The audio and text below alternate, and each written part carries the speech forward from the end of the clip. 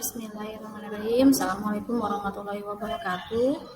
Perkenalkan, saya Wiwianti dari SMK Negeri 2 Subang. Saya akan menyampaikan pemecahan masalah bagaimana cara menyampaikan operasi bilangan bulat di SMK. Bilangan merupakan suatu konsep matematika yang memberikan nilai jumlah terhadap segala sesuatu yang dihitung, sehingga bilangan seringkali digunakan dalam pengukuran dan pencacahan. Bilangan terdiri dari berbagai macam, salah satunya adalah bilangan bulat.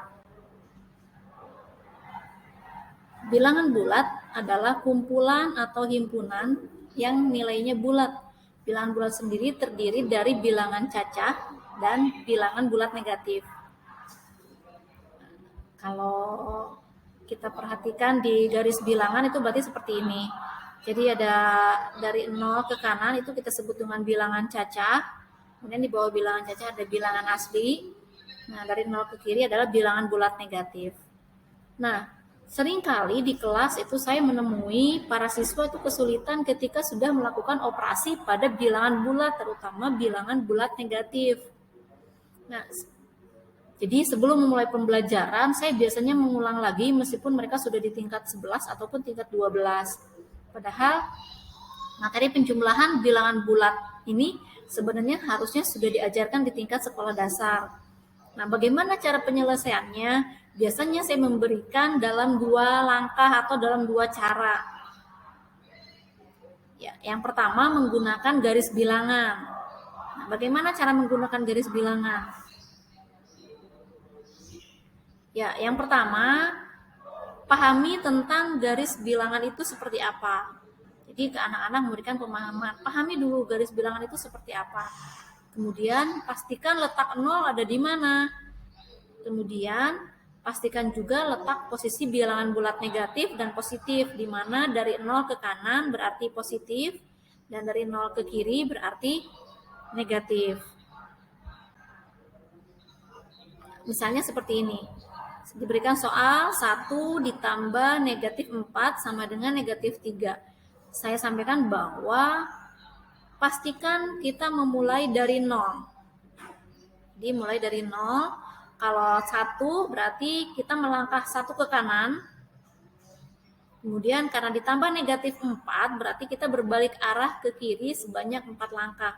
1, 2, 3, 4. Nah, biasanya di kelas juga supaya tidak bingung, ada yang memberikan contoh dengan berdiri di depan, kemudian melangkah ke kanan dan ke kiri, ke kanan untuk positif, ke kiri untuk negatif.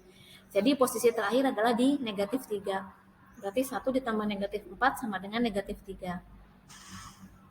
Atau bisa juga menggunakan metode hitam putih biasanya. Saya menggunakan metode hitam putih. Apa itu metode hitam putih? Metode hitam putih itu hitam untuk negatif dan putih untuk positif. Nah, jadi kalau ada nanti ketemu bilangan bulat positif, maka kita misalkan putih, dan kalau ketemu bilangan negatif, kita misalkan hitam. Kemudian nanti kita pasangkan. Jadi saya sampaikan ke anak-anak bahwa pasangkan hitam dan putih. Siapa yang tidak berpasangan, maka itu jawabannya. Misalkan seperti ini. 1 ditambah negatif 4. 1 ini karena positif, berarti putih. Dan negatif 4 ini karena negatif berarti hitam. Jadi ada 1 putih dan 4 hitam. Kalau kita pasangkan, maka yang berpasangan itu 1 putih 1 hitam. Nah, yang tidak berpasangan siapa? Ada 3 hitam yang berpasangan. Berarti jawabannya adalah negatif 3. Kemudian kalau misalnya ada 5 dikurangi 8 sama dengan negatif 3. 5 ini positif, berarti putih. 8 ini negatif, berarti hitam. Jadi ada 5 putih dan 8 hitam.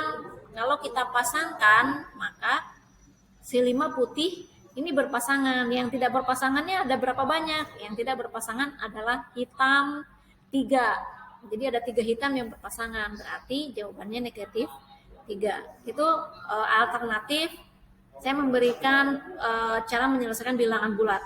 Ini biasanya diulang-ulang setiap pertemuan, minimal diberikan 5 soal, diulang-ulang. Karena bilangan bulat ini dipakai untuk semua aspek hitungan biasanya. Dan banyak pesanan dari mata pelajaran produktif di kompetensi keahlian manapun untuk memperdalam lagi operasi bilangan bulat positif dan negatif. Dari antara dua langkah itu, mana sih yang paling sering diambil atau dipilih oleh siswa? Rata-rata siswa memilih menggunakan metode hitam putih karena lebih gampang membayangkannya. Jadi untuk bilangan yang banyak, juga untuk bilangan yang angkanya besar, metode hitam putih lebih memungkinkan untuk mereka membayangkan. Jadi dipasangkan hitam dan putih, maka siapa yang tidak berpasangan, itu jawabannya. Demikian contoh permasalahan yang saya berikan di SMK. Terima kasih. Assalamualaikum warahmatullahi wabarakatuh.